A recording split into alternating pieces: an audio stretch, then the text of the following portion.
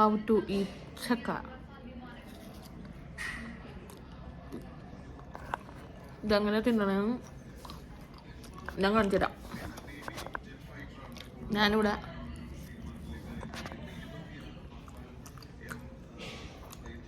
അമൃതാശുപത്രിയിൽ വന്നാണ്. വന്നപ്പം ഇവിടെ ചക്ക ഇങ്ങനെ കവറിലാക്കിയിട്ടുണ്ടായിരുന്നു. 4-5 പീസുള്ളൂ. ഹെൽത്തി ആയിട്ടുള്ള എന്തെങ്കിലും കഴിക്കണമല്ലോ. ഹെൽത്തി ആയിട്ട് കഴിക്കണം മാത്രമല്ല, ചക്ക നമ്മുടെ ഒരു വികാരമാണ്. അപ്പം ഞാൻ നോക്കിയപ്പോൾ നല്ല വരിക്കച്ചക്ക. ഒരു 3 പാക്കറ്റ് ഉണ്ടായിരുന്നു. ഒരു പാക്കറ്റ് മേടിച്ച് ഞാൻ ബ്രേക്ക്ഫാസ്റ്റ് ആയിട്ട് കുറച്ച് നേരം മുമ്പ് കഴിച്ചു. അപ്പം ഞാൻ ഓർത്തു നിങ്ങളെ കൂടി കാണിച്ചു തരാമല്ലോ എന്ന്.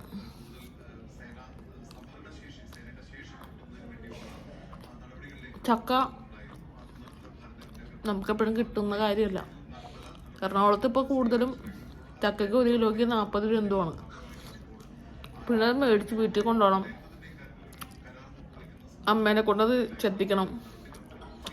അമ്മ ചെത്തി തന്നു കഴിഞ്ഞിട്ട് അതിൽ നിന്ന് പൊറുക്കി തിന്നണം. കുറേ പാടാ.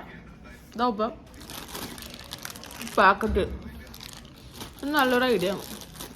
നമ്മുടെ ബേക്കറിയിലൊക്കെ തുടങ്ങിക്കഴിഞ്ഞാൽ പൊളിയായിരിക്കും കേട്ടോ.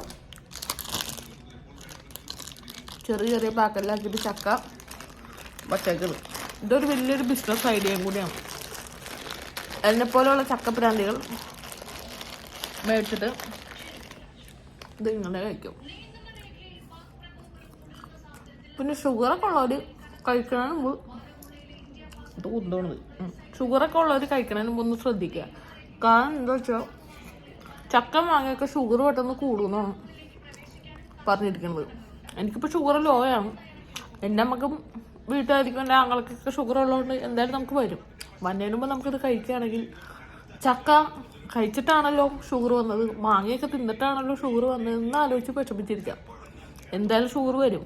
അപ്പം അതുകൊണ്ട് ഇഷ്ടപ്പെട്ട ഭക്ഷണം ഇഷ്ടപ്പെട്ട സമയത്ത് മേടിച്ച് ഇഷ്ടപ്പെട്ട രീതിയിൽ കഴിക്കാം. ഇതാണ് നമ്മുടെ ചക്ക വിശേഷം. നല്ല പരിക്കച്ചക്കയാണ്. ഹോസ്പിറ്റലിൽ വിസിറ്റ് ചെയ്യുന്നവർ അമൃതയുടെ ക്യാൻറ്റീനിൽ ഉണ്ടാവും, അല്ലെങ്കിൽ പുറത്ത് കിട്ടും. ഇപ്പം ഇവിടെ ഒന്ന് മേടിച്ച് കഴിച്ചെന്നുള്ളൂ. നിങ്ങളും മേടിച്ച് നല്ല ഹെൽത്തിയാണ് ചക്ക കഴിക്കൂ.